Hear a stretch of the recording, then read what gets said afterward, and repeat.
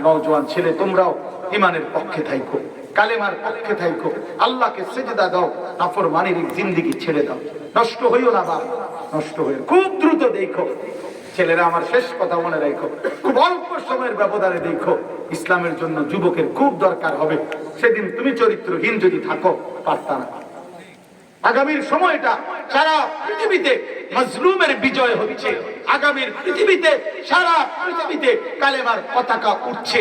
অতএব এটা মনে রাখতে হবে, জালেমের পতন হচ্ছে চারিদিকে। 5ই আগস্ট এক জালেমের পতন হয়েছে, 8ই ডিসেম্বর সিরিয়ায় বাশার আল আসাদ নামে আরেক জালেমের পতন হয়েছে। আগামী দিনে ইনশাআল্লাহ আরো জালেমের পতন হবে ইনশাআল্লাহ। এই বছর 2024 সালে 2 উইকেট পড়ছে, মনে রাখো 2 উইকেট পড়ছে। 5ই আগস্ট 1 উইকেট পড়ছে, 8ই ডিসেম্বর 2য় উইকেট পড়ছে। আলহামদুলিল্লাহ 2024 সাল উইকেট পড়ার বছর।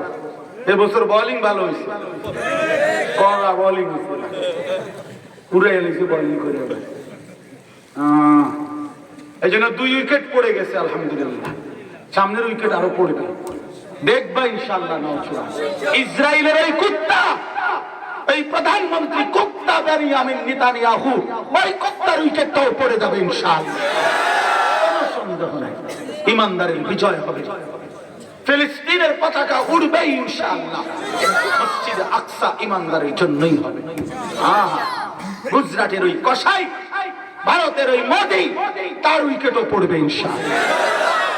বেঈমান ওইখানে বসে বসে 130 কোটির ধমক দেয়, আর 130 কোটি তাদের হিন্দু বেঈমান 130 কোটি আমগরে উড়াই নেব। এটা 230 কোটি, তোদের আমরা ভয় পাই না, আমাদের একজন, তিনি আল্লাহ। কয়জন? তোদের সমস্ত বেঈমানের মোকাবেলায় আমাদের আল্লাহই যথেষ্ট।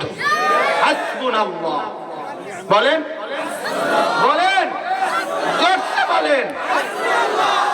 গম দিবে না, আটা দিবে না, পেঁয়াজ দিবে না।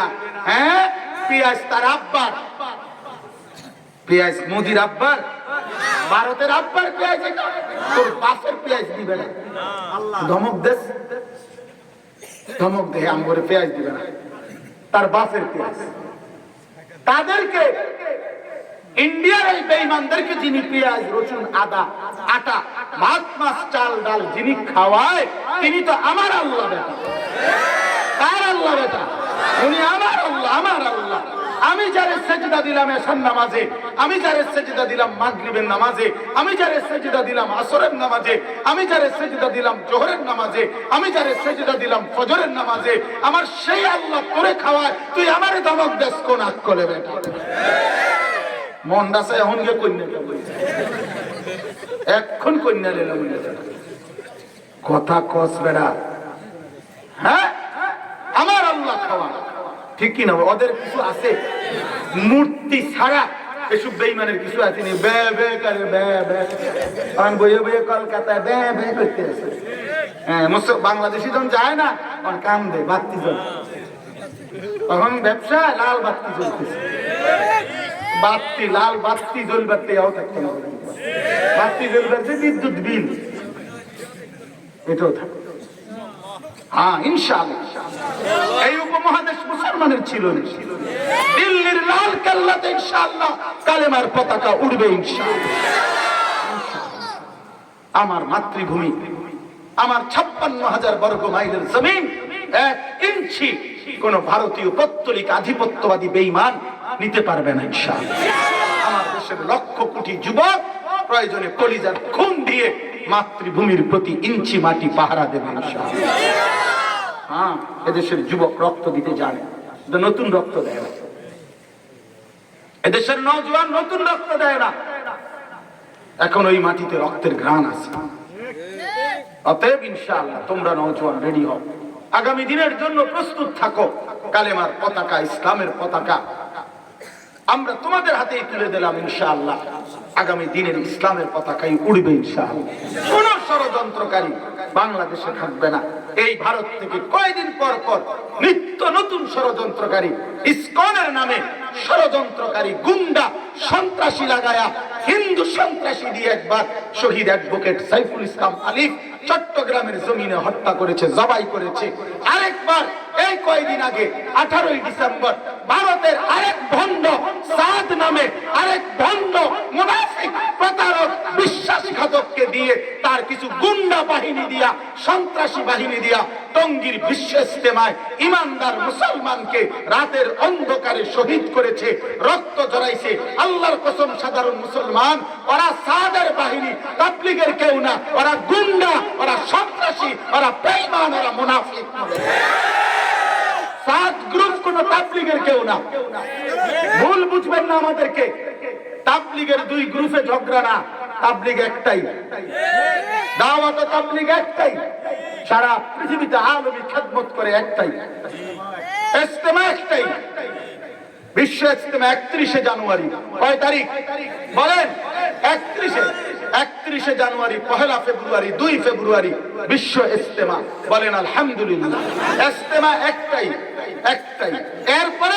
এরপরে যে মসজিদে জামাত পাইছে না, এতে বারিন্দায় জামাত করতেও পারে অথবা মাঠে জামাত করতেও পারে, সেটা হলো তার বিষয়। সেটা জামাত পাইছে না দেখি, মূল জামাত তো হয়েই গেছে একটা 30-এ, এরপরে একটা 45-এ যে আইছে, তে বারিন্দা তো জামাত করতে পারে অথবা মসজিদের বাইরেও করতে পারে, এটা হেতের বিষয়, কিন্তু জামাত তো হয়ে গেছে। কথা বোঝেন নাই? একটা 30-এ তো জামাত হয়েছে, তো কাজে ইজতেমা একটাই। এই জন্য এই সাদের অনুসারী আপনারা মনে রাখবেন, এরা সাদ নামের একজন ব্যক্তির অনুসারী, ওই লোক ভণ্ড। তার কথাবার্তা আল্লাহর সাথে, রাসূল নবীদের সাথে, উলামায়ে কেরামের সাথে, ইসলামের অসংখ্য বিষয় নিয়ে তার কথা আকীদা বিরোধী, ঈমান বিরোধী, ইসলাম বিরোধী। এই জন্য আমরা তার প্রতিবাদ করেছি, অন্য কোনো কারণ না। আমরা দিল্লির মধ্যে গিয়া আপনার তার গদি দখল করতে চাই না। আমার বাংলাদেশে তো টাইম নাই, আমি কিতাম তোর দিল্লির যাবো, তোর পদ নেওয়ার কি দরকার আমাদের? কিন্তু ঈমান আকীদা বিরোধী কথার কারণে এই সাদের অনুসারী, এই জন্য নাঙ্গলকোটের জমিনে আপনাদেরও জানা মতে দাওয়াত ও তাবলীগের মেহনত ইনশাআল্লাহ চলবে উলামায়ে কেরামের তত্ত্বাবধানে। সাদের অনুসারীদের কোন কার্যক্রম বাংলাদেশে হতে দেওয়া হবে না, নাঙ্গলকোটেও হতে দেওয়া হবে না ইনশাআল্লাহ। ইনশাআল্লাহ আল্লাহ তাআলা তৌফিক দান করেন। আল্লাহ তাআলা পেরিয়া ইউনিয়ন উলামা পরিষদকে আল্লাহ তাআলা ভরপুর কবুল করেন। আগামী দিনে আমরা যেন আরো বড় সম্মেলন, আরো বড় মাহফিল করতে পারি। আল্লাহ আমাদেরকে তৌফিক দান করেন, কবুল করেন, আমিন। আল্লাহ পাক রব্বুল ইজ্জত জুল জালাল ওয়াল ইকরামের ফজল কারাম, রব্বুল আলামিনের অপরিসীম ইহসান, মেহেরবানি, দয়া, আল্লাহ তাআলা আমাদেরকে আজ 30 ডিসেম্বর 2024 রোজ সোমবার কুমিল্লা জেলা নাঙ্গলকোট উপজেলাধীন শ্রীফুলিয়া বাজার হাই স্কুল মাঠে পেরিয়া ইউনিয়ন ওলামা পরিষদ এর উদ্যোগে আজকের এই ইসলামী সম্মেলনে আল্লাহ তাআলাই আমাদেরকে আসবার বসবার আল্লাহর জন্যই জমা হওয়ার তৌফিক দান করেছেন। এজন্য আমরা সকলেই বলি আলহামদুলিল্লাহ। মুআজ্জাজ মুহতারাম হাজিরিন, এতক্ষণ পর্যন্ত যিনি আপনাদের সামনে আলোচনা করেছিলেন,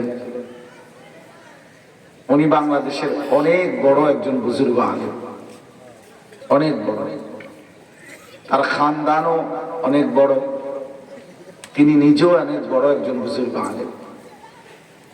বাংলাদেশে একটি শ্রেষ্ঠ দ্বীনি শিক্ষা প্রতিষ্ঠান চট্টগ্রাম মেখল মাদ্রাসা, এখন আপনারা হয়তো অনেকে চিনবেন না, কিন্তু যুগ যুগ ধরে বাংলাদেশে আরবি গ্রামার, আরবি ব্যাকরণের উপরে সবচেয়ে গভীর ইলম অর্জন করত যেখানে, এখনো সেটা ওই মাদ্রাসা, হুজুর যে মাদ্রাসায় খেদমত করে, মেখল হামুস সুন্নাহ মাদ্রাসা, পৃথিবী বিখ্যাত মাদ্রাসা, পৃথিবী বিখ্যাত, মাশাআল্লাহ, আলহামদুলিল্লাহ। এক সময় নাহু সরফ, আরবি গ্রামার বলতেই মেখল মাদ্রাসাকে বুঝাই। মুফতি ফাইজুল্লাহ রহমতুল্লাহ আলাই গোটা বাংলাদেশের মুফতি আজম ছিলেন। এখনো বাংলাদেশের জমিনে তার মতো মুফতি জন্ম নেয়নি, এত বড় মানুষ ছিলেন তিনি। তো আলহামদুলিল্লাহ হযরত আপনাদের সামনে নসিহত করেছেন। আজকে আমাদের বুজুর্গ উলামায়ে কেরাম, আমাদের বটগ্রামের হযরত আল্লামা মুফতি আমজাদ হুসাইন, মৌলানা মুফতি ইউসুফ বিন ইকবাল বয়ান করেছেন। আমি আসলে পেরিয়া ইউনিয়ন ওলামা পরিষদের একজন সদস্য, সেই হিসাবে আমি আয়োজকদের একজন। এই জন্য আমার আসলে ইচ্ছা ছিল না বয়ান করা, কিন্তু ওমর ফারুক ভাই সহ তোফায়েল ভাই তারা খুব আবদার যে না কিছুক্ষণ হলেও বয়ান করতে হবে, এই জন্য বসা। মূলত বয়ান না করলেই ভালো ছিল, যেহেতু এটা আমার নিজের জন্মভূমি। এবং আলহামদুলিল্লাহ আমি আগেও আমরা এই মিটিং, বক্তা, দাওয়াত দেওয়া সবকিছুর সাথেই কম বেশি সম্পৃক্ততা আমাদের ছিল।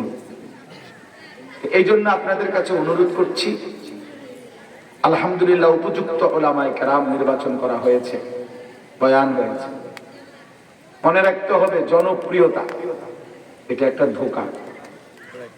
মূল বিষয় জনপ্রিয়তা না, মূল বিষয় হলো আল্লাহ, কোরআন, রাসূলের সুন্নাহর প্রতি মনোযোগী হওয়া। মনোযোগী হওয়া।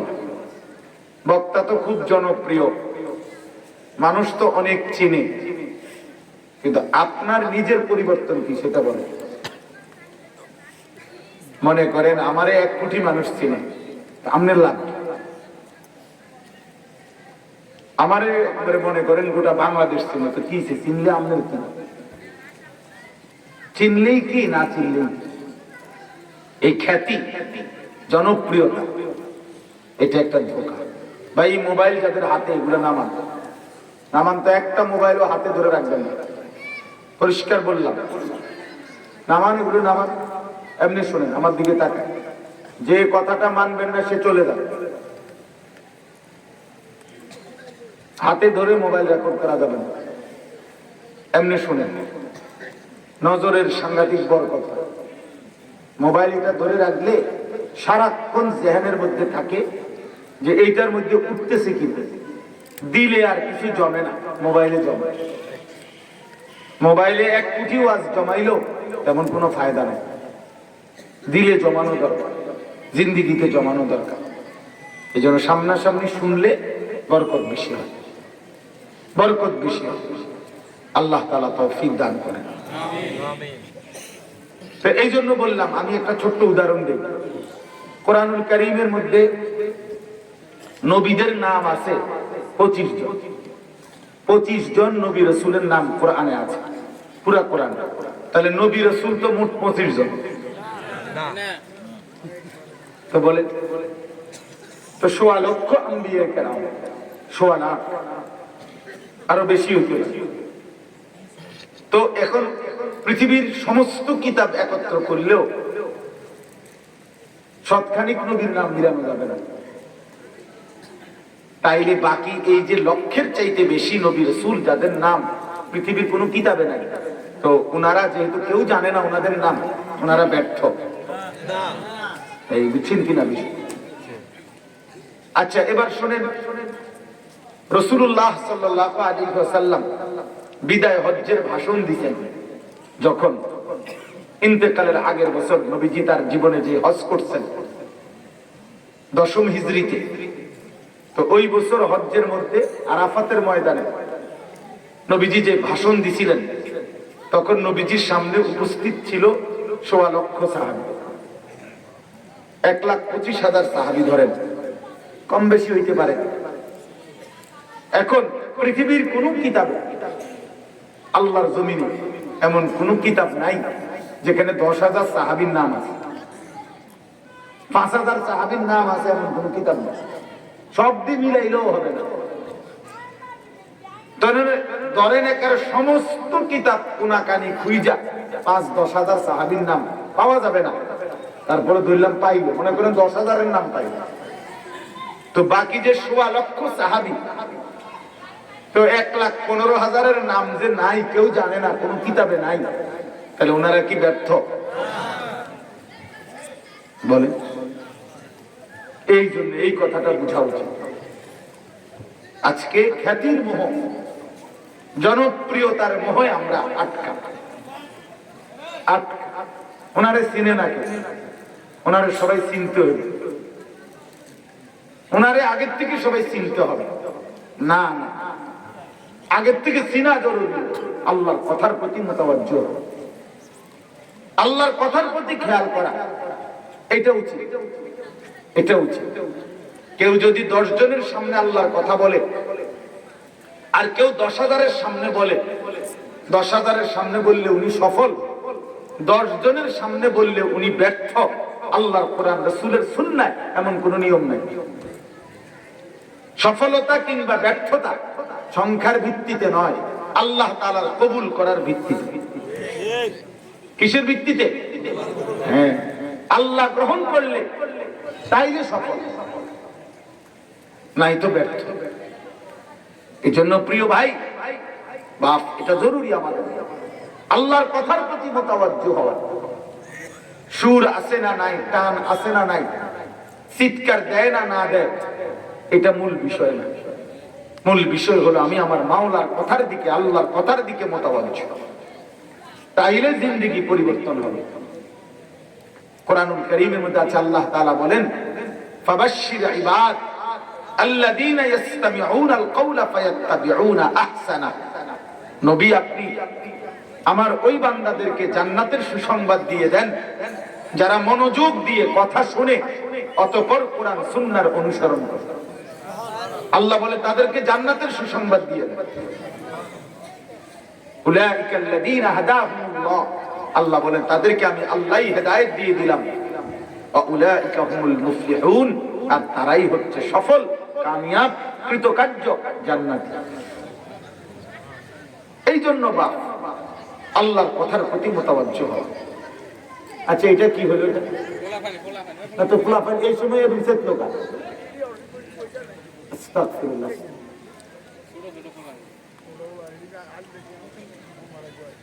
তাইলে দেখেন, মুসা আলাইহিস সালামকে আল্লাহ তাআলা কোরআনে আছে, তুর পাহাড়ে প্রথম যেদিন মুসা নবী আল্লাহ তাআলা কথা শুরু করছেন মুসা নবীর সাথে, সেদিনই আল্লাহ উনাকে বলছেন আনাখতারতুকা। সূরা তাহার মধ্যে আছে আনাখতারতুকা ফাসতামি' লিমা ইউহা। মুসা, আমি তোমাকে বাছাই করেছি, আমি পছন্দ করছি তোমারে, অতএব আমি যে ওহী নাজিল করতেছি এখন তুমি তা মনোযোগ দিয়ে শোনো। ফাসতামি', তুমি মনোযোগ দিয়ে শোনো, কান লাগিয়ে শোনো। আল্লাহর কথার প্রতি মনোযোগ দিতে আল্লাহ নিজে বলছে, আল্লাহর কথার প্রতি মনোযোগ। তাহলে মনোযোগ হবে, আকর্ষণ হবে আল্লাহর কথার প্রতি, ব্যক্তির প্রতি।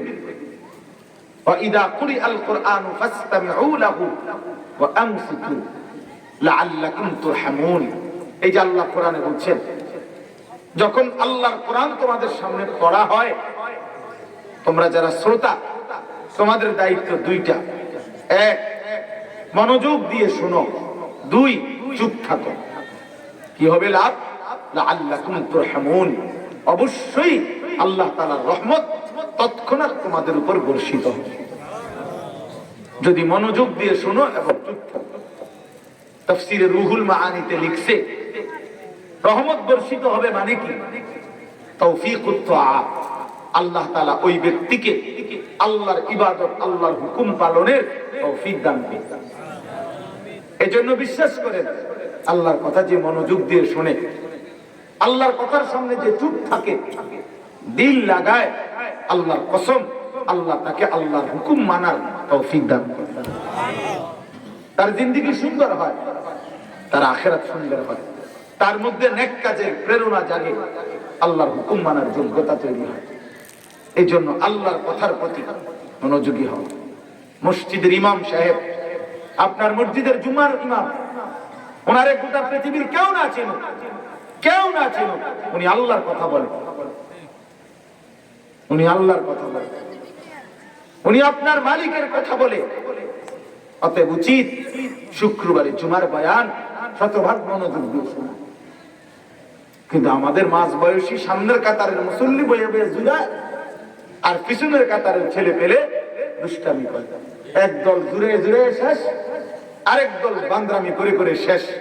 ইমাম সাহেবের কথার প্রতি পাত্তাও দেয় না। কারণ ইমাম সাহেব, আমরা ইমাম সাহেব জানি কিতা কইব কিতা, বাপটা এমন জানে কিতা, আর উনি কইব কিতা, উনি জানে কিতা। আমি একদিন একজনে বললাম, চাচা উনি যেহেতু কিছুই জানে না, ওনারে রাখলেন কিছুই জানে না, যাবে না এবারে কিত্তে ইমাম রাখলেন? কয় না, এলেম আছে এলেম আছে। তা আমি বললাম, তাহলে এলেম থাকলে শোনেন না কেন? না জানলে রাখলেন কেন? জানলে শুনবেন না কেন? না জনপ্রিয় টিভি হাবড়া একের সারা বাংলাদেশে শুনতে, নাইলে শুনবেন।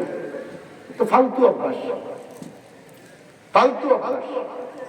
আল্লাহ তাআলা কোরআন কারীমের মধ্যে বলছেন, ওয়ালিকুল্লি কওমিন হাদ, প্রত্যেক কওমের জন্য আল্লাহ তাআলা পথ প্রদর্শক রেখেছেন। তাহলে বোঝা গেল প্রত্যেক মহল্লা উলামায়ে কেরাম আল্লাহর কসম ওই মহল্লাবাসীর জন্য পথ প্রদর্শক। পথ প্রদর্শক। আপনার মহল্লার আলেমকে আপনি কদর করা, এটা আপনার আখিরাতের জন্য খুব জরুরি। তাইলে দিন শিখতে পারবেন।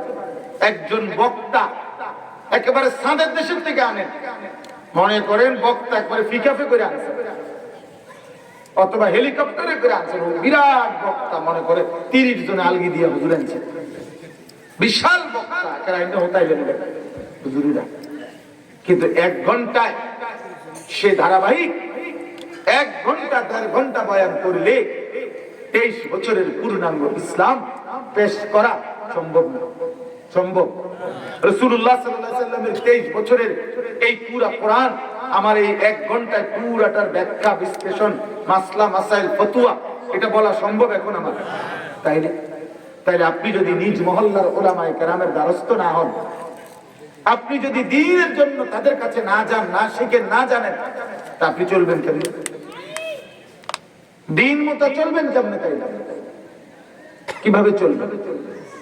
এই জন্য কোরআনুল কারীমের মধ্যে আছে জাহান্নামীকে আল্লাহ তাআলা, জাহান্নামী চিৎকার করবে হাসরের ময়দানে, জাহান্নামে ভীষণ চিৎকার করবে আর আল্লাহকে বলবে, আল্লাহ রব্বানা আখরিজনা না'মাল সালিহান গায়রাল্লাযী কুননা না'মাল, আল্লাহ আমারে জাহান্নামের আগুন থেকে একটাবারের জন্য দুনিয়ায় ফেরত দেন। আমি যদি এবার যেতে পারি মাওলা, আমি যেই নেক আমলগুলো করি নাই এগুলো এবার করব। আল্লাহ তখন 2টা কথা বলবে, প্রত্যেক জাহান্নামীকে আল্লাহ তখন 2টা কথা বলবে। আওয়ালাম নুআম্মিরকুম, বান্দা বলো তো, মা ইয়াতাযাক্কারু ফীহি মান তাযাক্কারা, যেটুকু আমল করলে বান্দা, যেটুকু হায়াত পেলে আমার আমল করতে পারতা, হুকুম মানতে পারতা, এতটুকু হায়াত আমি কি দেই নাই? 1টা বাজে জোহরের আজান হইছে, 3:45 বাজে আসরের আজান হইছে, 3.5 ঘন্টা সময় কি আমি জোহরের জন্য দেই নাই? তো 10 রাকাত নামাজ কি 3 ঘন্টায় পড়া যাইতো না? 5:20 ফজরের আজান হইছে, 6:05 ফজরের জামাত, 6:35 38 সূর্য উদয়, প্রায় 1.5 ঘন্টা পরে।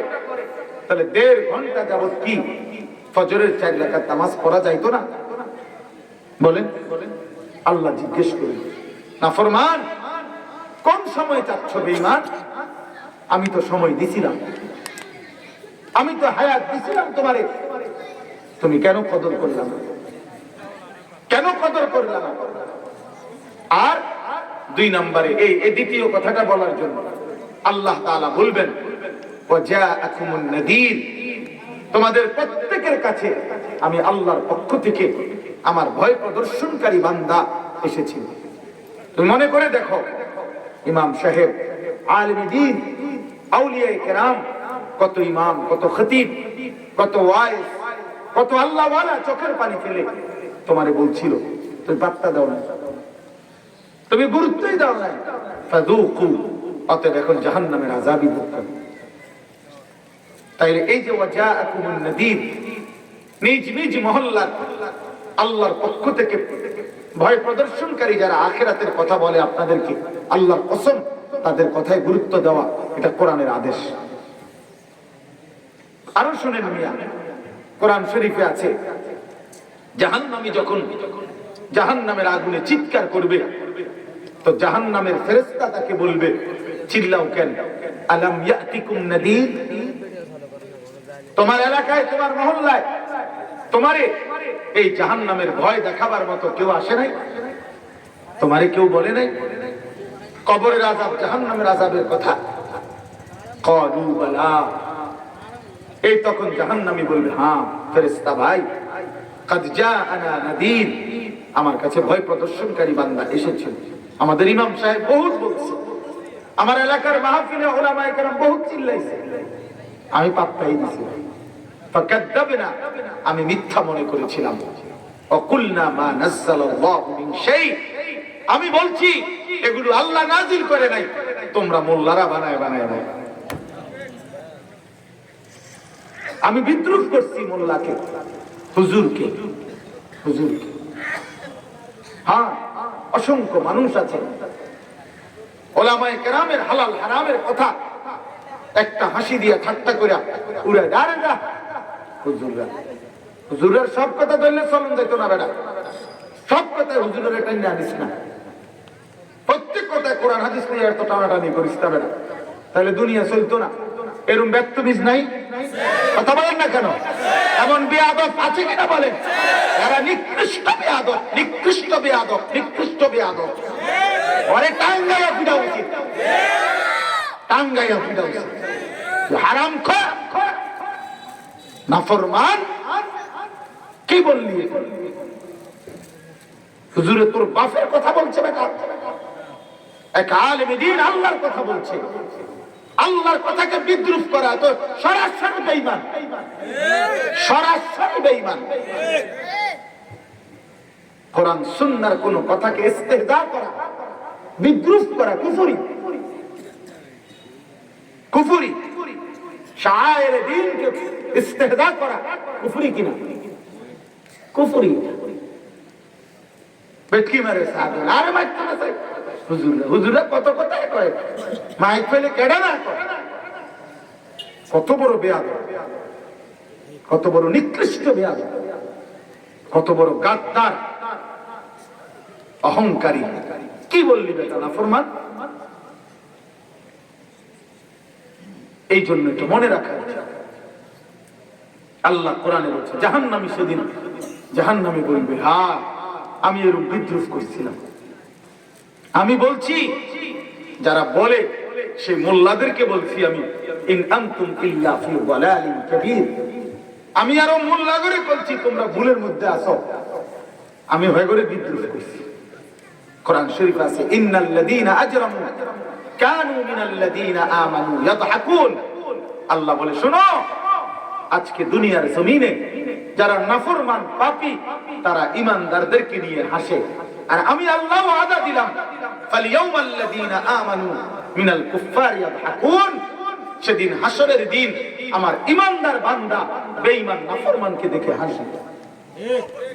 কোরআন শরীফের আয়াত। তুমি কি মনে করছো নওজোয়ান? কি মনে করছো আমরা বেওকুফ? বেঈমানের মতো চুল রাইখা তুমি চালাক?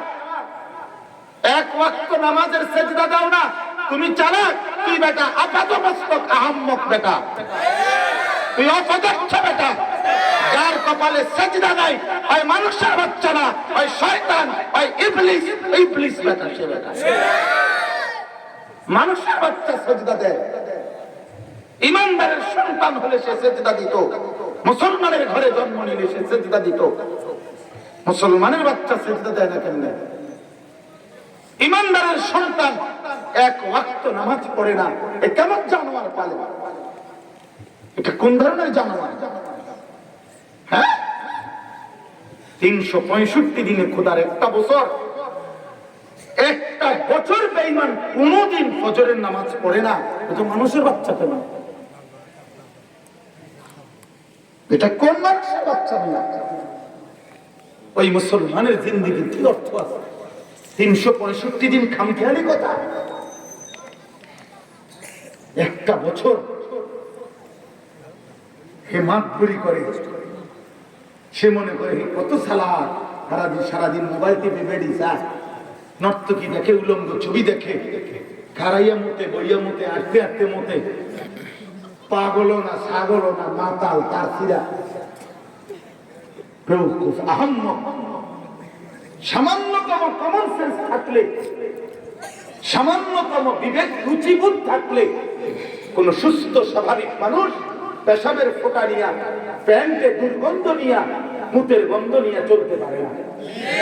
এ মূলত বিকৃত মানসিকতা, এ অসুস্থ, এ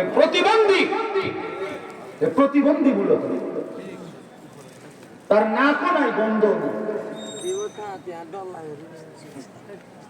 তাহলে মুখটা ফানি লয় না, এরকম অপদার্থ মানুষের সন্তান হয় কেন? মুসলমানের ঘরে কেন হয়?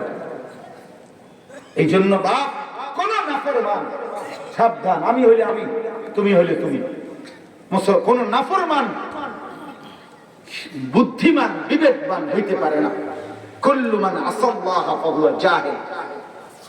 তাফসীর ইবনে কাসীর লিখছে, সূরা ইউসুফে আছে, যে আল্লাহর নাফরমানি করে সে জাহেল, সে মূর্খ, সে অজ্ঞ, গণ্ডমূর্খ, মূর্খ। আল্লাহর নাফরমানি, কোন সুস্থ স্বাভাবিক মুসলমান আল্লাহর নাফরমানি করতে পারে না। আরে আমি মনিবকে অস্বীকার করিলে আমার জীবনের আর মূল্য কি? যে মালিক চিনে না তার সাথে জানোয়ারের তফাৎ কি? বলেন। কোরআন শরীফে আল্লাহ তাআলা বলছে, ইবলিস তুই আমার সেজদা দিলি না, এই একটা সেজদা না দেওয়ার কারণে তৎক্ষণাৎ আল্লাহ ইবলিসকে চারটা কথা বলেছে। এক, আজকের থেকে তুই শয়তান। দুই, আজকের থেকে রাজিম, ফখরুজ ফাইন্নাকা রাজিম। ইবলিস সেজদা দিলি না, আজকের থেকে তুই অভিশপ্ত, রাজিম তুই। দুই নাম্বার। তিন, ফাইন্না আলাইকা লা'নাতা ইলা ইয়াউমিদ্দিন। ইবলিস তুই সেজদা দিলি না, আজকের থেকে নিয়ে কিয়ামত দিবস পর্যন্ত তোর উপরে আল্লাহর লানত, লানত, লানত। এই তোমরা যারা সেজদা দাও না, তোর উপরে আল্লাহর লানত, আল্লাহর লানত, আল্লাহর লানত, আল্লাহর লানত। তোর উপরে তোর খোদার গজব, তোর আল্লাহর লানত, লানত। বেটা ওই জিন্দেগি লানতের জিন্দেগি, যে কপালে সেজদা নেই। ভাত খানা পৃথিবীর আশ্চর্য কিছু না, খানা জানোয়ারও খায়, পেশাব পায়খানা জানোয়ারেরও হয়, হতে ঘুম যাও এ তো জানোয়ারও ঘুমায়। আল্লাহ বলছে, ইবলিস কেন সেজদা দিলি না? তোর উপরে লানত, তুই রাজিম, অভিশপ্ত, তুই শয়তান। এর আগে কি তাকে শয়তান বলতো? বলে, এর আগে তো সে ছিল মুআল্লিমুল মালায়েকা।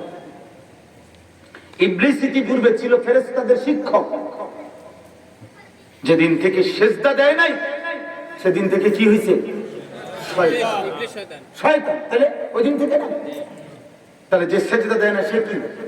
শয়তান।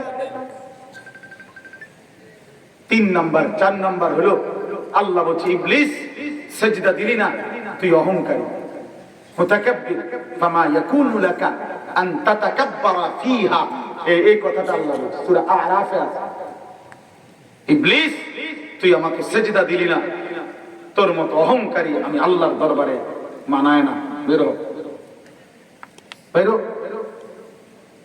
এই জন্য বন্ধু, হাদিসে আছে, উলামায়ে কেরামকে জিজ্ঞেস করে দেখে, নবীজিকে জিজ্ঞেস করছে সাহাবী, মাল কিবির, ইয়া রাসূলুল্লাহ অহংকার কি? নবীজি বলছে দুই জিনিস। এক নাম্বার হলো বাতরুল হক, যা কিছু হক, যা কিছু আল্লাহ প্রদত্ত তাকে অবহেলা করা, ইনকার করা, তাকে ছুঁড়ে ফেলা, তাকে ফেলে দেওয়া, বাদ দেওয়া, নিজের জীবন থেকে পরিত্যাগ করা। আল্লাহর কসম নবী বলছে এটাই হলো এক নাম্বার অহংকার। দিন না মানা প্রত্যেক ব্যক্তি কেমন আছে, ভালো আছেন, এই হলো ধোঁকা। যে নাফরমান পাপী সে অহংকার, কথা যত শুদ্ধ হইতে লাগে। একেবারে কাটিয়ে যায়, তারপরেও সে মুতাকাব্বির। নবীজি বলছে অহংকারী সে। আল্লাহকে যে সাজদা করে না তার চাইতে বড় গাদ্দার আর কে হইতে পারে? যার গার নয় না আল্লাহর জন্য, তার মতো গাদ্দারা পৃথিবীতে আর কে নেই। তো চূড়ান্ত গাদ্দার, চূড়ান্ত গাদ্দার, চূড়ান্ত অহংকারী, মুতাকাব্বির। মুতাকাব্বির আলাইসা ফি জাহান্নামা মাসওয়াল লিল মুতাকাব্বিরিন। আল্লাহ বলছে সমস্ত অহংকারীর ঠিকানা জাহান্নাম। প্রিয় বন্ধু, আজকে হয়তো শক্ত মনে হইছে, আজকে হয়তো কথা কঠিন মনে হইছে, কিন্তু খোদার কসম আখিরাতে টের পাইবেন, আখিরাতে টের পাইবেন। ইয়াউমাইযিন ইয়াতাযাক্কারুল ইনসান ওয়া আন্না লাহু যিকরা। আল্লাহ বলে বান্দা জাহান্নামকে যখন হাসরের ময়দানে দেখবে, তখন প্রতিটা নাফরমান তার দুনিয়ার জীবন মনে পড়বে। ওয়া আন্না লাহু যিকরা, কিন্তু সেদিন মনে পড়ে বলো না কি লাভ? ইয়াকুলু ইয়া লাইতানি কদ্দামতু লিহায়াতি। প্রতিটা নাফরমান সেদিন আফসোস করবে আর বলবে হায় আমার মন্দ কপাল, আমি যদি দুনিয়ায় থাকতে আজকের এই হায়াত আখিরাতের জন্য কিছু নেকি পাঠাইতাম।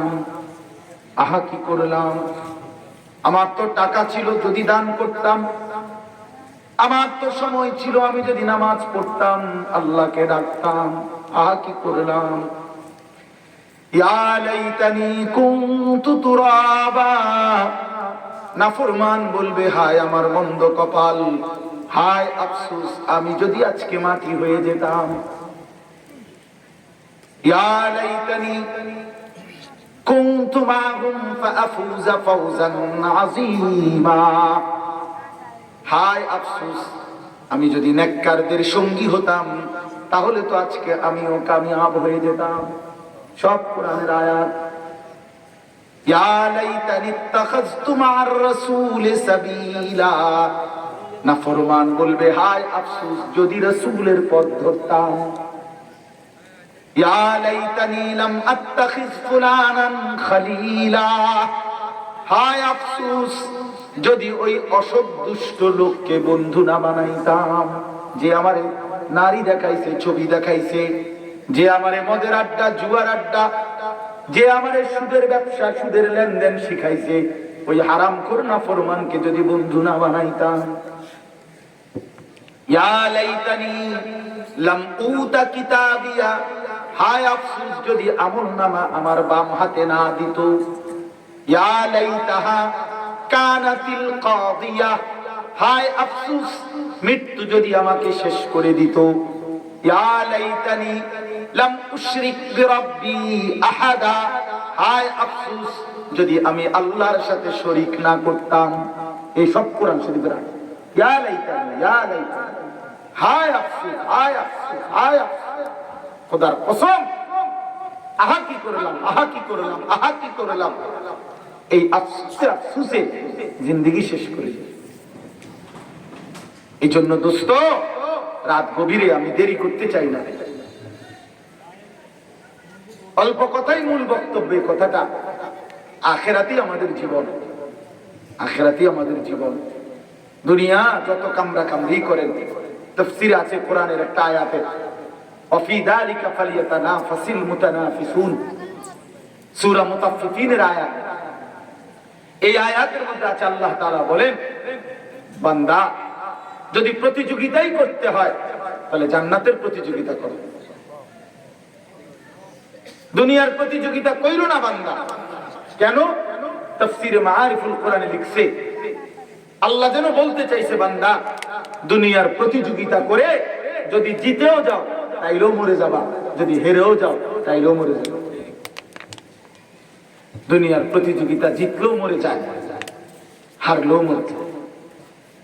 দুনিয়া যিনি জিতছে তাকেও রাখে না, যিনি হারছে তাকেও রাখে না। এজন্য প্রতিযোগিতা করলে আখিরাতে ফালিয়াতানাফাসিল মুতানাফিসুন লিমিসলি হাযা ফালইআমালিল আমিলুন। কোরআন শরীফ আল্লাহ বলছে যদি মেহনতি করতে হয় যদি শ্রম, পরিশ্রম, আমল, কর্ম যদি করতেই হয় বান্দা, তো জান্নাতের জন্য, যদি কিছু করতে হয় জান্নাতের জন্য। দুনিয়া দুনিয়া মিলেই যাবে। ইন্নার রিজকা লা ইয়াতলুবুল আবদা কামা ইয়াতলুবু আজালাহু। নবীজি বলছেন, কোন মানুষের মৃত্যু যেমন তাকে তালাশ করে নেয়, প্রত্যেক মানুষের বরাদ্দকৃত রিজিক এভাবেই তাকে তালাশ করে নেয়। মিলেই যায়, রিজিক মিলেই যায়, বরাদ্দটা আসবেই, বরাদ্দটা আসবেই। এক বাজারে সব ব্যবসায়ী সমান কামাই করে না, একরকম দোকানদার 10 জনও সমান বেচা কিনা হয় না। সব সিএনজির কামাই সমান না, সব অটোর কামাই সমান না, সব বিদেশি প্রবাসীর কামাই একরকম না। একই দেশে থাকে, এক রুমে থাকে, একই রুমে থাকে দুজন, কিন্তু উপার্জন বরাবর না। এমন কেন? এত তো সৌদি আরব থাকে, এত তো সৌদি আরব থাকে, এইটাও তো দুবাই, এইটাও তো দুবাই, কই সমান হয় না কেন? বুঝা গেল মূলত জমিনের রিজিক না, রিজিক আসমান। রিজিক কোথায়? অফিস সামাই রিজকুকুম ওয়া মা তুআদুন। আসমানে রিজিক, আসমানে, আসমান, আসমানে রিজিক। এই জন্য আপনাদের কাছে আমি ওই কথাগুলো বলতে চাইছিলাম। আমি শুধু তরজমা বলবো কয়েকটা আয়াতের, কিন্তু প্রথম কথা আমার শেষ, যে আপনাদের কাছে জনপ্রিয়তা 10 জন আল্লাহর বান্দা একজনের জন্যই যদি বলেন, কোনো ঘাবড়াবার কিছু নাই ফারুক ভাই, বলতে থাকেন, ইন্তজাম করতে থাকেন, নেকি নিবেন আখিরাত থেকে, প্রতিদান নিবেন মাওলার কাছ থেকে। ওয়ামা তাসআলুহুম আলাইহি মিন আজর। কোরআন শরীফ আছে সূরা ইউসুফে, একটা আশ্চর্য তাফসীর শুনেন। সূরা ইউসুফের মধ্যে যে ইউসুফ আলাইহিস সালামের ঘটনা, এই মোট 100 আয়াত। কত আয়াত? 100টি আয়াত মিলাইয়া মোট ইউসুফ আলাইহিস সালামের ঘটনা। তো ইউসুফ আলাইহিস সালামের এই ঘটনাটা শুনবার জন্য ইহুদিরা এবং কুরাইশরা দোনো গ্রুপে বলছিল যে মুহাম্মদ, তুমি ওই নবীর ঘটনাটা বলো যেই নবীর সন্তান হারায় গেছে, পরবর্তীতে মিলছে, এরকম ইশারা ইঙ্গিত দিয়া কইছে যে ইয়াকুব ইউসুফের ঘটনাটা বলো। তো তুমি সেটা বলো। তো নবীজি জিজ্ঞেস করছে, যদি ঘটনাটা বলতে পারি তাইলে তোমরা কি করবা? বলছে আমরা ঈমান আনবো, কালেমা পড়ব। তো আল্লাহ তাআলা তখন কোরআন শরীফের আয়াত নাযিল করছে এই সূরা ইউসুফ। আল্লাহ বলছে, বন্ধু ঘটনাটা এত সুন্দর, আমি করব। আল্লাহ বলতেছে, দোস্ত ঘটনাটা আমি বলবো, নাহনু নাকুসু আলাইকা আহসানাল কাসাস। বহুত সুন্দর ঘটনা দোস্ত, আমি বলতেছি, শুনেন। আমনের পরে কইেন, আগে আমার তে আমনে শুনেন। কি মজাদার বিষয় না? তো 100 আয়াতে আল্লাহ তাআলা নবীজির কাছে ঘটনাটা বলছে। পুরা ঘটনা শেষ হইছে, নবী সাল্লাল্লাহু আলাইহি ওয়াসাল্লাম এদেরকে শুনাইছে যে এই শোনো পুরা ঘটনা। কোরআন শরীফে এই একটা ঘটনাই পূর্ণাঙ্গ। তো এটা পুরাটা বলার পরে তাদেরকে জিজ্ঞেস করছে নবীজি সাল্লাল্লাহু আলাইহি ওয়াসাল্লাম যে ঘটনা ঠিক আছে কিনা। তারা বলছে 100 ঠিক আছে, অতিরিক্ত আমরা যেটুক জানতাম তোমার বলার দ্বারা তার চেয়ে তারা অনেক বেশি জানছি। আল্লাহ রাসূল সাল্লাল্লাহু আলাইহি ওয়াসাল্লাম বললেন, তাইলে এখন যেই শর্ত ছিল কালেমা পড়া, এটা করো, ঈমান আনো। এই দেখেন এই আপনারা বলবেন মোবাইল থেকে, আমি বলছি না মোবাইল ধরতে না, এই কারণে। এটা একটা ইবলিসের জিনিস, মানে এটা শুধু খটর খটর করে, সাংঘাতিক অ্যালার্জি। মানে এমনি চুলকানি হলো নরমাল, মোবাইলের অ্যালার্জি কোনো ডাক্তার দিয়ে হবে না। আমাদের আব্দুল মান্নান সাহেব যে কুমিল্লার বড় চর্ম বিশেষজ্ঞ ডাক্তার, ওনারা দেখালো লাভ। এটা সাংঘাতিক অ্যালার্জি, ভীষণ অ্যালার্জি। কি পরিমাণ কামড়ায় শরীরের ভিতরে, পকেটে রাইখা না টিপা আধা ঘন্টা বসে থাকো। পৃথিবীর সবচেয়ে বড় মুজাহিদ, সে সরাসরি জোনায়েদ বাগদাদি, জোনায়েদ বাগদাদি এই মানে যার এটা আছে বড়রা, অথচ আধা ঘন্টা এটা ধরে নাই, ঠিক রয়েছে দূর। আল্লাহু আকবার, এই জোনায়েদ জানেন না? হ্যাঁ হ্যাঁ, এই জন্য বললাম নবী সাল্লাল্লাহু আলাইহি সাল্লাম বলছেন, আমি কাউরে ছেড়ে দিতে রাজি। আমার এটা তবিয়ত বাপ, আমি একজন হোক 10 জন হোক 14 বছর মানুষের ওয়াজ করা আমার সম্ভব। গাফেলকে বলতে আমি রাজি না, কম হোক, আমায় নিয়ে কোনো পেরেশানি নেই। তো দেখেন এই 100 আয়াত বলার পরও তো নবীজি বললেন এবার তোমাদের শর্ত ঈমান আনো। কয় না, এটা এমনি ঈমান আনতাম না, এমনি কইছি। আচ্ছা কেমন ডাকাত চিন্তা করেন, এমন জিদুরের কথা না, মনটা নবীজির কষ্ট লাগছে খুব বেশি। এই তাফসীরে আছে নবীজি সাল্লাল্লাহু আলাইহি সাল্লাম ভীষণ মনে কষ্ট, আহারে এগুলো কি নাফরমানি। বললো ঈমান আনবে, এত লম্বা ঘটনা শুনাইলাম, 100টা আয়াত, বড় বড় আয়াত, তারপরে এখন বলতেছে ঈমান আনবে না। এই তখন কোরআনে ওই সূরাতেই আছে, আল্লাহ তাআলা বলছেন সূরা ইউসুফের লাস্টে, ওমা আকসারুন নাসি ওয়ালাউ হারাসতা বিমুমিনিন। বন্ধু আপনি যতই বলেন, যত আশাই করেন, সব লোক ঈমানদার হবে না।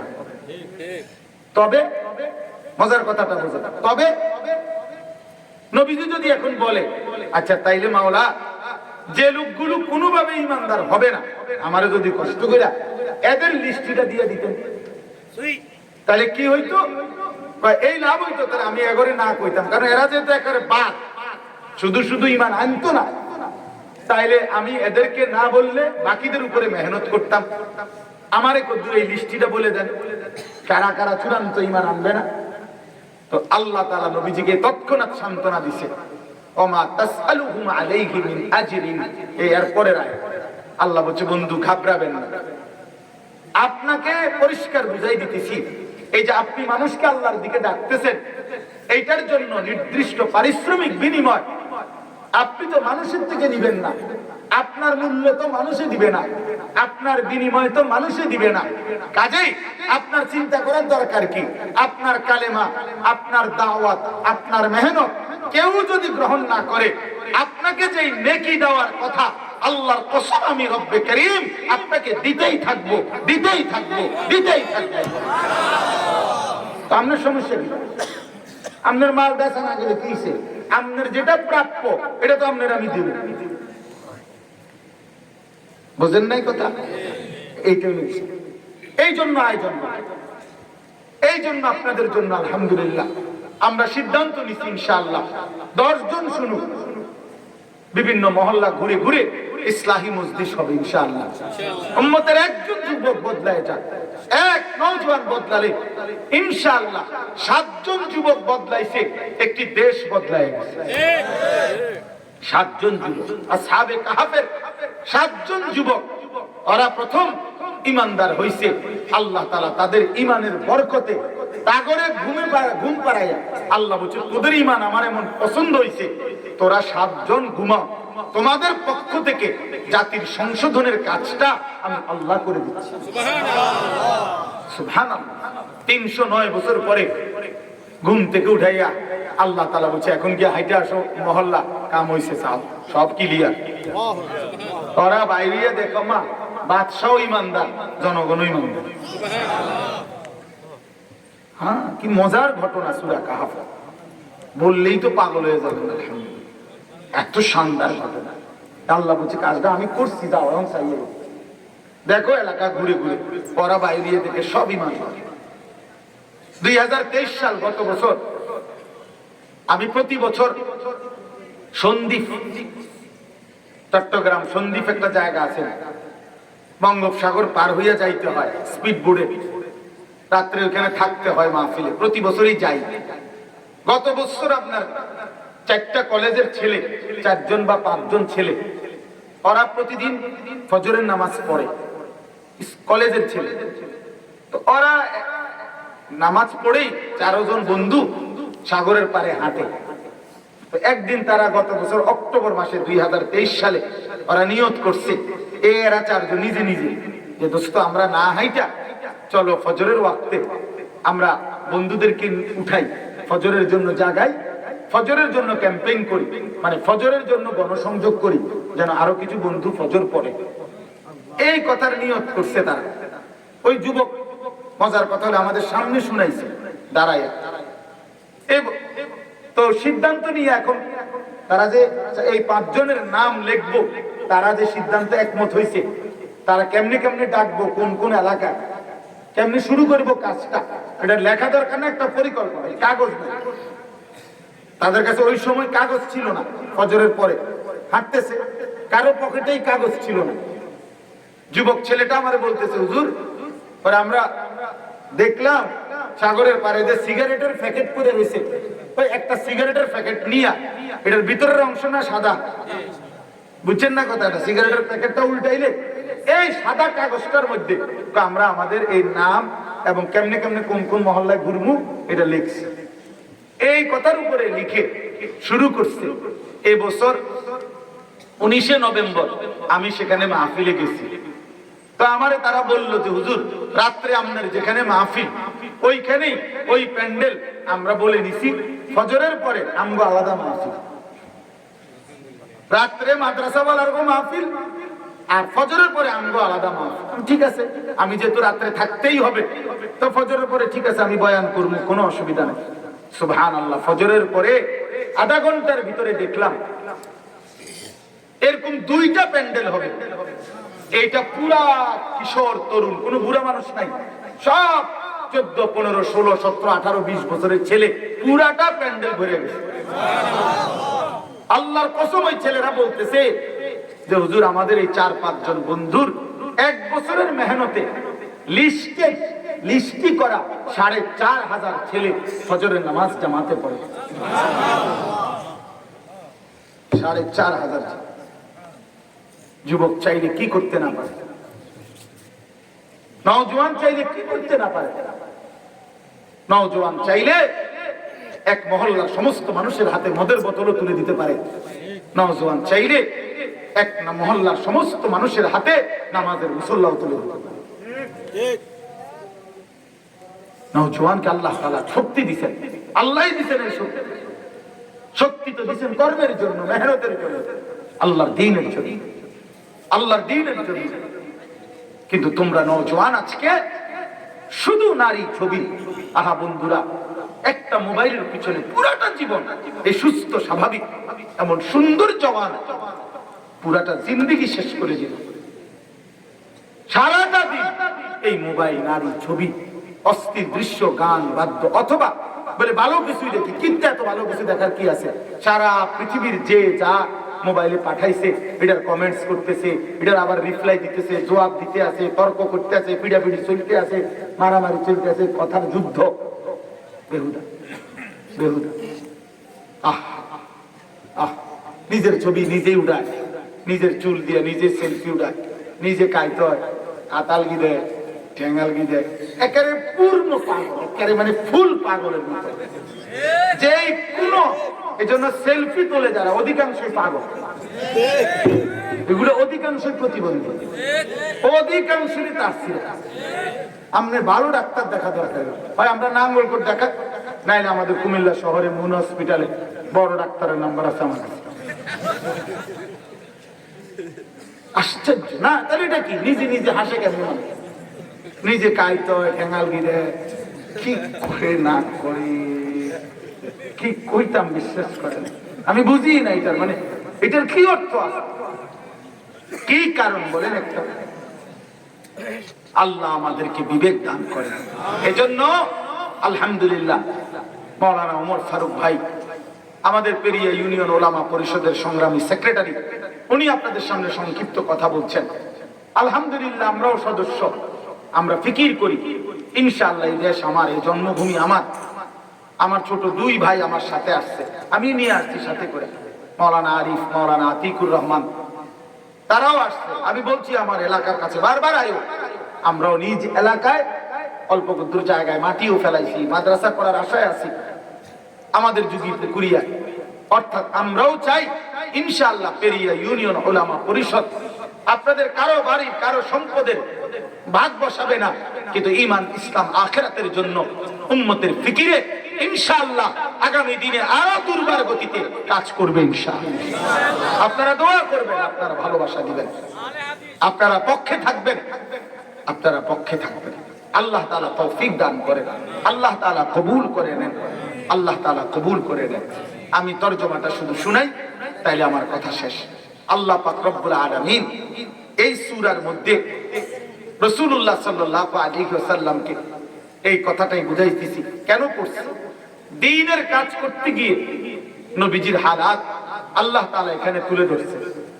নবীজিকে বলছে, বন্ধু আলাম নাশরাহ লাকা সাদরাক, আমি আল্লাহই আপনার দিল, আপনার বক্ষ, আপনার সিনা, আপনার কলিজা, আমি আল্লাহ আমার দ্বীন প্রচারের জন্য, সারা পৃথিবীতে আমার কালেমা ছড়িয়ে দেওয়ার জন্য যে পরিমাণ ঈমান, ইলম, হিকমত, যে পরিমাণ শক্তি, সাহস, বীরত্ব, হিম্মত, ইস্তেকামত, তাকওয়া, শুজাআত যা দরকার তা আমি আল্লাহ নিজে আপনার কলিজার মধ্যে আমি আল্লাহই দিয়ে দিয়েছি।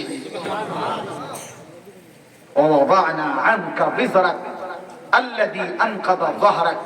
আল্লাহ বলছে, বন্ধু আমি জানি 40 বছর বয়সে আপনাকে যেদিন আমি কালেমার দাওয়াত দিতে বলছি, সমস্ত মানবতার হেদায়েতের পথ দেখাইতে বলছি, সেদিন আপনি পেরেশানিতে ছিলেন। এত বিপুল পরিমাণ মানুষ, জাহিলিয়াত সমাজ, সমস্ত অন্যায়, অশ্লীলতা, বেহায়াপনা, চরিত্রহীনতাতে লিপ্ত এত মানুষকে আপনি কিভাবে সংশোধন করবেন, এত নাফরমানি কেমনে ঠিক করবেন, এই চিন্তা, এই পেরেশানি। আল্লাহ বলতেছে, বন্ধু আপনার কোমর বাঁকা করে ফেলছে টেনশনে, পেরেশানিতে, অস্থিরতায়। আল্লাহ বলেন, ওয়াদানা আনকা বিজরাক আল্লাযী আনকাযা যাহরাক, যেই কোমর আপনার বাঁকা হয়ে গেছিল উম্মতের পেরেশানিতে, দাওয়াত, নিজের মেহনত, নিজের জিম্মাদারির কঠিন দায়িত্বের টেনশনে, আমি আল্লাহ নিজেই আপনার সেই বোঝা, পেরেশানি আমি হালকা করে দিয়েছি। আপনি শুরু করছেন, আমি আল্লাহ বরকত দিতে থাকছি। 23 বছর আসতে আসতে গোটা কালেমা ইসলাম, ওয়ারাআইতান নাসা ইয়াদখুলুনা ফি দীনিল্লাহি আফওয়াজা, আপনি শেষ হইতে হইতে 23 বছরের ভিতরেই দেখলেন এবার মানুষ দলে দলে আল্লাহর কালেমা গ্রহণ করতেছে। এজন্য মেহনত করতে হয় 10 বছর, মেহনত করতে হয় 20 বছর, লাগাতার মেহনত। একদিন দেখবেন 1 জন, 2 জন, 10 জন, 5 জন, কিন্তু একদিন দেখবেন মালিক কবুল করিলে 20 বছর পরে, 10 বছর পরে, 30 বছর পরে একদিনে আল্লাহর দিকে আসছে বিগত 20 বছরের চাইতে বেশি। 20 বছরের চাইতে বেশি। ওয়ারাআইতান নাসা ইয়াদখুলুনা ফি দীনিল্লাহি আফওয়াজা, ফৌজ মানে দলে দলে, দলে দলে। কাজেই আল্লাহ তাআলা নবীকে বলছেন, বন্ধু দ্বীনের কাজ করিলে, আল্লাহর দ্বীনের মেহনত করিলে আপনার কলিজার প্রশস্ততা আমি করে দিয়েছি, আপনার বোঝা আমি হালকা করে দিয়েছি। তার মানে আমি মহান আল্লাহ 24 ঘন্টা রহম নিয়ে, দয়া মায়া নিয়ে আপনার সাথেই আছি। ওয়ারাফা'না লাকা যিকরাক, এরপরে আল্লাহ বলেন, বন্ধু আমি জানি আপনারে এই এতে এক একজনে এক এক ব্যঙ্গ করে, বিদ্রুপ করে। নবীজিকে বিদ্রুপ করতো না, কেউ বলতো তিনি পাগল, কেউ বলতো কবি, কেউ বলতো নির্বোধ, হ্যাঁ এরকম বহু কিছু বলতো, কত গালি, কত মন্দ সন্দ দিত। আল্লাহ বলে, বন্ধু এই সমস্ত মানুষ কি মূল্যায়ন করে এগুলো মোটেই ভাববেন না। ওয়ারাফা'না লাকা যিকরাক, আপনার মর্যাদা, আপনার সম্মান, আপনার ইজ্জত, আপনার শান আমি আল্লাহ আমার গোটা মাখলুকাতের ঊর্ধ্বে তুলে দিয়েছি, ঊর্ধ্বে তুলে দিয়েছি। আল্লাহ বলছে, জিবরাইল যাও না, যাও বন্ধুরে নিয়ে আসো। তো নিয়ে আসছে 7 আসমানের উপরে আরশে আজিমে, মেরাজে আল্লাহর কাছে।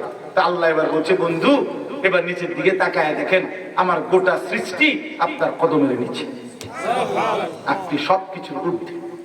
আমি আল্লাহর পরে বাদাস খোদা বুজুর্গ তুই কিসায়ে মুখতাসার, আল্লাহর পরে গোটা সৃষ্টির উপরে আপনি সম্মানিত, আপনি মর্যাদাবান, আপনি মর্যাদাবান। ওয়ারাফা'না লাকা যিকরাক, আপনার সম্মান আমি উঠাই দিয়েছি। আজানে তাকায় দেখেন বন্ধু আমার নামের সাথে আপনার নাম দিয়ে দিছি। একামতে দেখেন আপনার আমার সাথে আপনার কথাও বলতেছে। নামাজে দেখেন বান্দা আত্তাহিয়াতু পড়তেছে, তো তারপরে আল্লাহুম্মা সাল্লি আলা মুহাম্মদ আপনার দুরূদও পড়তেছে। কবরে দেখেন, ওই দেখেন কবরেও ফেরেশতা প্রশ্ন করতেছে, আমার কথাও জিগাইছে, আপনার কথাও জিগাইছে। বাবা মাশাআল্লাহ, কি রাসূল আল্লাহ আমাদেরকে হাই উম্মত, চিনলেন না নবী? চিনলেন? কত বড় মহান নবী আল্লাহ তাআলা আমাদেরকে দান করেছে। वो खालिकियत में ये मिसाल, ये सीरत सूरत में भी ये मिसाल। আল্লাহ তাআলা যেরকম সৃষ্টিকর্তা হিসাবে তুলনাহীন, নবী মুহাম্মদ সাল্লাল্লাহু আলাইহি সাল্লাম বাহ্যিক সৌন্দর্য, আভ্যন্তরীণ সৌন্দর্য সব গুণে তিনিও তুলনাহীন। তিনি তুলনাহীন। فإن مع العسر يسرا إن مع العسر يسرا। আরো লম্বা তাফসীর আছে, আমি শুধু সংক্ষেপে বললাম আর কি। আল্লাহ তাআলা বলেন, বন্ধু আপনি ঘাবড়াবেন না, যতবার দ্বীনের জন্য কষ্ট পাবেন আমি ওয়াদা দিলাম প্রত্যেক কষ্টের পরে আমি আল্লাহর ওয়াদা আপনার জন্য স্বস্তি, শান্তি, নিরাপত্তা, পুরস্কার আসবেই আসবে, আসবেই আসবে, আসবেই আসবে, আসবেই আসবে, আসবেই আসবে। এজন্য মুমিনের জীবনে কোনো কারো বিদ্রুপ, কারো ব্যঙ্গ কিচ্ছুতে কিচ্ছু যায় আসে না। ওয়ালাকাদ না'লামু আন্নাকা ইয়াযীকু সাদরুকা মা ইয়াকুলুন বিমা ইয়াকুলুন ফাসাব্বিহ বিহামদি রাব্বিকা ওয়া কুম মিনাস সাজিদিন। আল্লাহ তাআলা বলছে, বন্ধু আমি জানি লোকেরা আপনাকে কত মন্দ সন্দ বলে, আপনার মনটার মধ্যে কষ্ট হয়, আমি জানি। তা আপনি কি করবেন? যখনই কষ্ট হয়, যখনই মানুষের জন্য কিছু করলেন অথচ মানুষ বিদ্রুপ করে, আপনি কি করবেন তখন? ফাসাব্বিহ বিহামদি রাব্বিক, আপনার রবের তাসবিহ পড়বেন, জিকিরে লাইগা যাইবেন, ওয়া কুম মিনাস সাজিদিন, আমার বান্দাদের সাথে সিজদায় লেগে যাবেন, আমার সিজদা দিবেন, আমারে ডাকতে শুরু করবেন, কলিজা আমি ঠান্ডা করে দেব। فإن مع العسر يسرا إن مع العسر يسرا। দুইবার বলছি বন্ধু ঘাবড়াবেন না, কষ্টের পরে সুখ আসবে, স্বস্তি আসবে, শান্তি আসবে, নিরাপত্তা আসবে। فإذا فرغت فانصب وإلى ربك فارغب। এটার কথা শুধু 1 মিনিটে বলি, এটা লম্বা ব্যাখ্যা, আমি শুধু বলি আল্লাহ যেন বলতে চাইছে বন্ধু فإذا فرغت فانصب وإلى ربك فارغب। আল্লাহ বলে বন্ধু সারাদিন আপনি মানুষের কাছে দ্বীনের দাওয়াত দিলেন, তাবলীগ করিলেন, কতজন কত বিদ্রুপ করলো, ব্যঙ্গ করলো, ঠাট্টা মশকারি করলো, আপনি সারাটা দিন মেহনত করলেন। তো সারাদিন মানুষের মাঝে মেহনত কইরা শেষ কইরা রাত্র গভীরে আমার কাছে একটু আইসা, সবার থেকে আলাদা হইয়া রাত গভীরে তাহাজ্জুদের সেজদায় আমার কাছে আইসেন, আমি আদর করে ধুয়ে মুছে সব কষ্ট দূর করে দেব। একাকী হয়ে অবসর হয়ে আমার কাছে আইসেন, আমার কাছে আইসেন, রাত গভীরের সেজদা দিলে আমি আপনার আদর করে দেব, আমি আপনার পিঠে হাতে ঘুরায় দেব, আপনার সারা দিনের ফিকির মেহনত আমি আল্লাহ প্রশান্তিতে ভরে দেব। تتجافى جنوبهم عن المضاجع يدعون ربهم خوفا وطمعا ومما رزقناهم ينفقون। আল্লাহ বলেন রাত গভীরে যারা আমি আল্লাহর সিজদা করে ডাকে আমি তাদেরকে ওয়াদা দিলাম ফালা তা'লামু নাফসুম মা উখফিয়া লাহুম মিন কুররাতি আ'য়ুন, এমন সুন্দর নিয়ামত আমি তাদের জন্য জান্নাতে রাখছি। মজার কথা শুনেন, আল্লাহ যেন আমার এই তৌফিক দেয়। তাহাজ্জুদ নামাজ যারা পড়বে রাত্রি বেলা, গভীর বেলা, তো আল্লাহ বলছে আমার ওই বান্দার জন্য জান্নাতে আমি যেই নিয়ামতটা রাখছি ওইটা অন্য জান্নাতীদেরও দেখতে দিতাম না, শুধু আমার বান্দার সামনে নিয়ে ওর সামনে খুলবো আমি, ওরটা শুধু ওরই দেখো। ফালা তা'লামু নাফসুম মা উখফিয়া, আমি দেখাবো, বান্দা খুশি করে দেবে এক নজরে, এক নজরে খুশি। আল্লাহ তাআলা আমাদের প্রত্যেককে আল্লাহ তাআলার গোলামি করার তৌফিক দান করেন। এতটা কষ্ট করে আপনারা বসছেন, আল্লাহ তাআলা আপনাদের এই ফিকির, মেহনত, কষ্টকে কবুল করেন। পেরিয়া ইউনিয়ন উলামা পরিষদ জন্য দোয়া করবেন তো ইনশাআল্লাহ, আপনাদের খেদমত করবে ইনশাআল্লাহ, আপনাদের সেবা, আপনাদের দাওয়া, আপনাদের তালিম, দ্বীনের জন্য কাজ করবে ইনশাআল্লাহ। আর নওজোয়ান ছেলে তোমরাও ঈমানের পক্ষে থাইকো, কালেমার পক্ষে থাইকো, আল্লাহকে সিজদা দাও, নাফরমানির জিন্দেগি ছেড়ে দাও, নষ্ট হইও না বাবা, নষ্ট হইও খুব দ্রুত। দেখো ছেলেরা, আমার শেষ কথা মনে রাখো, খুব অল্প সময়ের ব্যবধানে দেখো ইসলামের জন্য যুবকের খুব দরকার হবে। সেদিন তুমি চরিত্রহীন যদি থাকো পারতা না, আগামীর সময়টা সারা পৃথিবীতে মাজলুমের বিজয় হচ্ছে, আগামীর পৃথিবীতে সারা পৃথিবীতে কালেমার পতাকা উঠছে। অতএব এটা মনে রাখতে হবে, জালেমের পতন হচ্ছে চারিদিকে। 5ই আগস্ট এক জালেমের পতন হয়েছে, 8ই ডিসেম্বর সিরিয়ায় বাশার আল আসাদ নামে আরেক জালেমের পতন হয়েছে। আগামী দিনে ইনশাআল্লাহ আরো জালেমের পতন হবে ইনশাআল্লাহ। এই বছর 2024 সালে 2 উইকেট পড়ছে, মনে রাখো 2 উইকেট। 5ই আগস্ট 1 উইকেট পড়ছে, 8ই ডিসেম্বর 2য় উইকেট পড়ছে। আলহামদুলিল্লাহ 2024 সাল উইকেট পড়ার বছর। এবছর বোলিং ভালো হয়েছে, কড়া বোলিং হয়েছে, পুরো এলিছে বোলিং করে। এই জন্য 2 উইকেট পড়ে গেছে আলহামদুলিল্লাহ। সামনের উইকেট আরো পড়বে, দেখবা ইনশাআল্লাহ। ইসরায়েলের এই কুত্তা, এই প্রধানমন্ত্রী কুত্তা বেনিয়ামিন নেতানিয়াহু, ওই কুত্তার উইকেটটাও পড়ে যাবে ইনশাআল্লাহ, কোনো সন্দেহ নাই। ইমানদারের বিজয় হবে, ফিলিস্তিনের পতাকা উড়বে ইনশাআল্লাহ। মসজিদে আকসা ইমানদারের জন্যই হবে। গুজরাটের ওই কসাই, ভারতের ওই মোদি, তার উইকেটও পড়বে ইনশাআল্লাহ। বেঈমান ওইখানে বৈশা বৈশা 130 কোটির ধমক দেয়, আর 130 কোটি তাদের হিন্দু বেঈমান। 130 কোটি আমগরে উড়াই নেব, এটা 230 কোটি। তোদের আমরা ভয় পাই না, আমাদের একজন, তিনি আল্লাহ। কয়জন? তোদের সমস্ত বেঈমানের মোকাবেলায় আমাদের আল্লাহই যথেষ্ট। হাসবুনাল্লাহ বলেন, বলেন, জোরসে বলেন। গম দিবে না, আটা দিবে না, পেঁয়াজ দিবে না। হ্যাঁ, পেঁয়াজ তার আব্বার, পেঁয়াজ মোদির আব্বার, ভারতের আব্বার পেঁয়াজ, তোর বাপের পেঁয়াজ দিবে না। ধমক দেশ, ধমক দেহে আমগরে পেঁয়াজ দিবে না, তার বাপের পেঁয়াজ। তাদেরকে, ইন্ডিয়ার এই বেঈমানদেরকে যিনি পেঁয়াজ, রসুন, আদা, আটা, ভাত, মাছ, চাল, ডাল যিনি খাওয়ায়, তিনি তো আমার আল্লাহ বেটা। কার আল্লাহ বেটা? উনি আমার আল্লাহ, আমার আল্লাহ। আমি যারে সেজদা দিলাম এশার নামাজে, আমি যারে সেজদা দিলাম মাগরিবের নামাজে, আমি যারে সেজদা দিলাম আসরের নামাজে, আমি যারে সেজদা দিলাম জোহরের নামাজে, আমি যারে সেজদা দিলাম ফজরের নামাজে, আমার সেই আল্লাহ তোরে খাওয়ায়, তুই আমারে ধমক দেস কোন আকলে বেটা? মন দাসে এখন গিয়ে কন্যা এখন কন্যা নিলাম কথা কস বেড়া। হ্যাঁ, আমার আল্লাহ খাওয়া ঠিক কিনা? ওদের কিছু আছে মূর্তি ছাড়া, এসব বেঈমানের কিছু আছে নি, বে বে করে বে বে, কারণ বইয়ে বইয়ে কলকাতায় বে বে করতে আছে।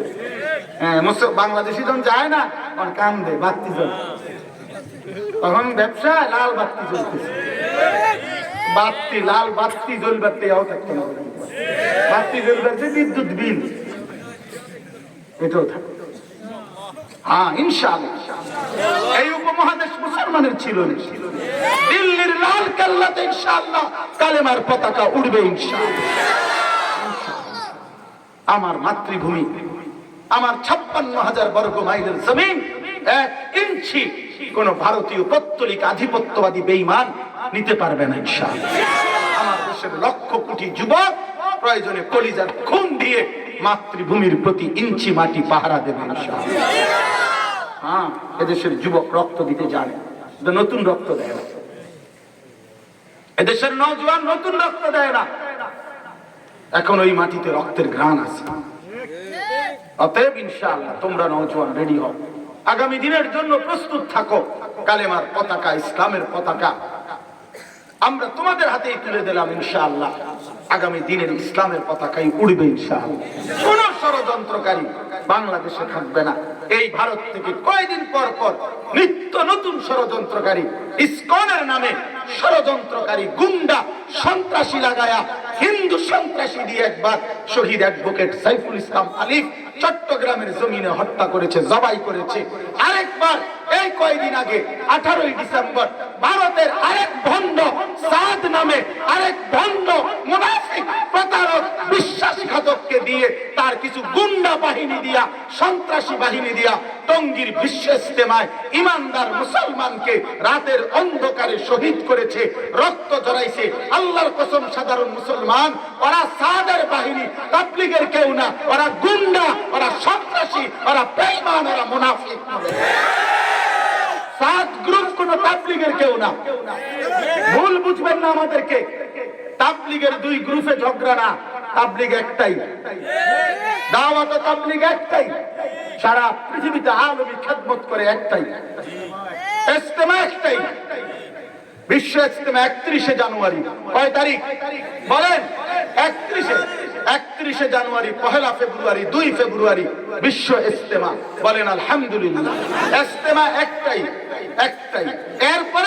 এরপরে যে মসজিদে জামাত পাইছে না, এতে বারিন্দায় জামাত করতেও পারে অথবা মাঠে জামাত করতেও পারে, সেটা হলো তার বিষয়। সে তো জামাত পাইছে না দেখি, মূল জামাত তো হয়েই গেছে একটা 30-এ, এরপরে একটা 45-এ যে আইছে, তে বারিন্দা তো জামাত করতে পারে অথবা মসজিদের বাইরেও করতে পারে, এটা হেতের বিষয়, কিন্তু জামাত তো হয়ে গেছে। কথা বোঝেন নাই? একটা 30-এ তো জামাত হয়েছে, তো কাজে ইজতেমা একটাই। এই জন্য এই সাদের অনুসারী আপনারা মনে রাখবেন, এরা সাদ নামের একজন ব্যক্তির অনুসারী।